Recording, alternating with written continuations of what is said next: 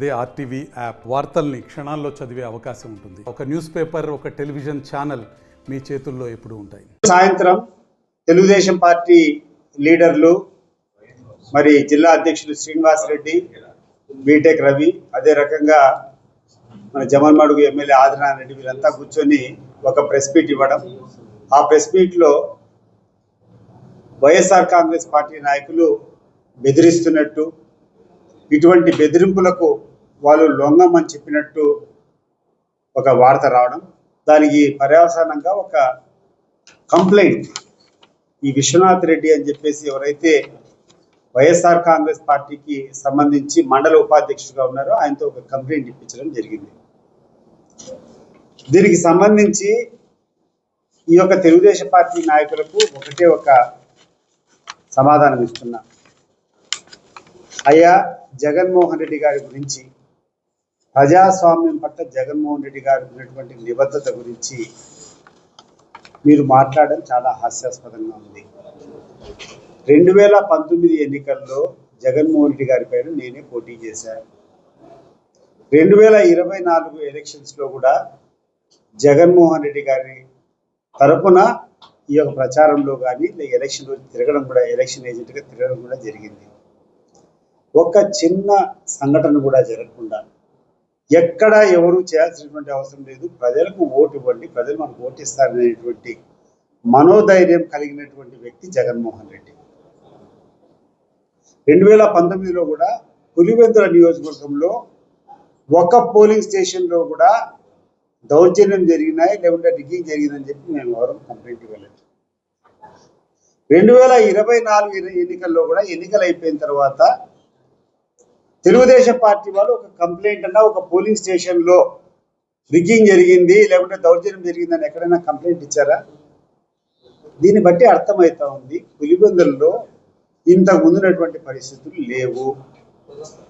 హితంగా ఉండాలా, ప్రజాస్వామ్యబద్ధంగా ఎన్నికలు జరగాలనేటువంటి ఆలోచనలు తప్ప వేరేది ఎటువంటిది జగన్మోహన్ రెడ్డి గారికి లేదు, వైఎస్ఆర్ కాంగ్రెస్ పార్టీ ఏ నాయకుడికి లేదు. దీని గురించి మీరు ఎవ్వరు కూడా భయపడాల్సిన అవసరం లేదు. స్వచ్ఛందంగా ఎవడి ఓటు వాళ్ళు వేసుకోవాలని చెప్పి మేము కూడా అదే ఆకాంక్షిస్తున్నాం. కాకపోతే ఈరోజు మీరు ఈ రకంగా ఒక వ్యక్తిని లోపరుచుకొని, ఒక వైఎస్ఆర్ కాంగ్రెస్ పార్టీ ఉపమండలాధ్యక్షుడిని లోపరుచుకొని అతనితో బెదిరిస్తున్నారని చెప్పి ఎవరైతే బెయిల్ మీద ఉన్నారో వాళ్ళందరి మీద కంప్లైంట్ ఇస్తున్నారో ఇది న్యాయమా అని చెప్పి నేను అడుగుతున్నాను. ఈరోజు కొన్ని కండిషన్ బెయిల్స్ మీద అసలు వీళ్ళు రావద్దని చెప్పి వీళ్ళకందరికీ బెయిల్ ఇవ్వడం జరిగింది. ఈ బెయిల్ క్యాన్సిల్ చేసేది ఇంకొక కుట్ర పెట్టుకొని అతనితో కంప్లైంట్ ఇచ్చినారు తప్పితే, ఒకవేళ నిజంగా ఆయన తప్పు మాట్లాడింటే ఈరోజు ఏ ఫోన్లో కూడా రికార్డ్ చేసుకునేటువంటి ఫెసిలిటీ ఉంది. మరి ఏ ఫోన్ అయితే అతను కూర్చొని ఈరోజు మీకు డేటా చూపిస్తున్నాడో ఆ ఫోన్లో రికార్డింగ్ ఫెసిలిటీ ఉందో లేదో చూద్దాం కదా. ఒకవేళ ఆ ఫోన్కి రికార్డింగ్ ఫెసిలిటీ లేకుండా ఉంటే అతను కూర్చొని నన్ను బెదిరించినారు ఫోన్లో అని చెప్పినా మనం అర్థం చేసుకోవచ్చు, ఒకవేళ రికార్డింగ్ ఫెసిలిటీ లేదులే అని. ఒకవేళ ఆ ఫోన్లో రికార్డింగ్ చేసేదానికి ఫెసిలిటీ ఉంటే ఎందుకు రికార్డ్ చేయలేదు అని చెప్పి నేను అడుగుతున్నాను. రెండోది, కాల్ డేటా చూపిస్తున్నారు. కాల్ డేటా చూపించి పలానా వాళ్ళు పలానా నంబర్ నుంచి మాకు ఫోన్ వచ్చాను. ఎస్, ఎందుకు చేయము? ఈరోజు మా పార్టీకి సంబంధించినటువంటి లీడర్లు, మా పార్టీకి సంబంధించినటువంటి వ్యక్తులు, మేము పదవులు ఇచ్చినటువంటి వాళ్ళు అవతల పార్టీకి పోతామంటే బుజ్జగిచ్చేదానికి ఇది కరెక్ట్ కాదు నాయన, నీకు అన్నీ చేస్తాం, నువ్వు ఇట్లా చేయడం ధర్మం కాదు, ఇటువంటి పరిస్థితుల్లో నీలాంటి సీనియర్ నాయకులు ఇటు చేస్తే ఏమన్నా భావ్యమా, కరెక్ట్ కాదని చెప్పేదాంట్లో ఫోన్ చేస్తే ఏం తప్పుంది దాంట్లో? ఈరోజు ఎప్పటి నుంచో నాకు బెదిరింపున్నాడు, మరి అటువంటి వ్యక్తి నామినేషన్కి ఎందుకు వచ్చినాడు? జగన్మోహన్ రెడ్డి గారు వచ్చిన ప్రతిసారి ఇక్కడికి వచ్చి కలిసేదానికి ప్రయత్నం చేస్తాను, నీ కాంపౌండ్లోనే ఉంటాడు. మరి నీకు అంత నమ్మకం లేనటువంటి వ్యక్తి ఎందుకు అవుతారు? ఈరోజు మీరు ఎన్నికలు వచ్చింది కాబట్టి మీరు కొన్ని ప్రలోభాలు పెడతాండరు. మీరు కొన్ని ప్రలోభాలు పెట్టి ఈ పార్టీ వదిలిపెడితే ఏంటంటే తాయిలాలు ఇస్తామని చెప్తాంటారు. కొంతమందిని కూర్చొని ఏదైనా చిన్న చిన్న వ్యాపారాలు, చిన్న చిన్న ఉద్యోగాలు చేస్తాంటే ఉద్యోగాలు తీసేస్తామని బెదిరిస్తాంటారు. లేదు అంతో ఇంతో డబ్బులు ఎవరన్నా చేసేవాళ్ళంటే వాళ్ళ డబ్బులు దాచేదానికి ప్రయత్నం చేసుకోండి. అంతేగాని మీ యొక్క విష ప్రయత్నంలో భాగంగా మా మీద నిందలేయడం అనేది కరెక్ట్ కాదు. ఆ అవసరం జగన్మోహన్ రెడ్డికి లేదు, ఆ అవసరం వైఎస్ఆర్ కాంగ్రెస్ పార్టీకి లేదు. స్వచ్ఛందంగా ఎన్నికలు జరిగేదానికి మేము 100% కోఆపరేట్ చేస్తాము.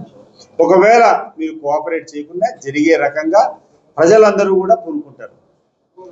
ఇది ఈరోజు జరగబోయే పోరాటము ప్రజలకు సంబంధించినటువంటి పోరాటం. ఈరోజు పులివెందుల ఈ స్థాయిలో ఉంది. పులివెందుల్లో ఇంత పెద్ద ఎత్తున డెవలప్మెంట్ జరిగింది. పులివెందులో ఇంత పెద్ద ఎత్తున కాలేజీలు వచ్చినాయి, జేఎన్టీయూలు వచ్చినాయి, మెడికల్ కాలేజీలు వచ్చింది, ప్రతి ఒక్క మండలానికి పాలిటెక్నిక్ కాలేజీలు వచ్చినాయి, ప్రతి ఒక్క గ్రామానికి నీళ్లు పోతున్నాయి, ప్రతి ఒక్క ఊరికి బ్రహ్మాండమైనటువంటి రోడ్లు ఉన్నాయి. దేనివల్ల వచ్చినాయి? ఈరోజు పులివెందులకి ఇంత గుర్తింపు ఏ కుటుంబం వల్ల వచ్చింది?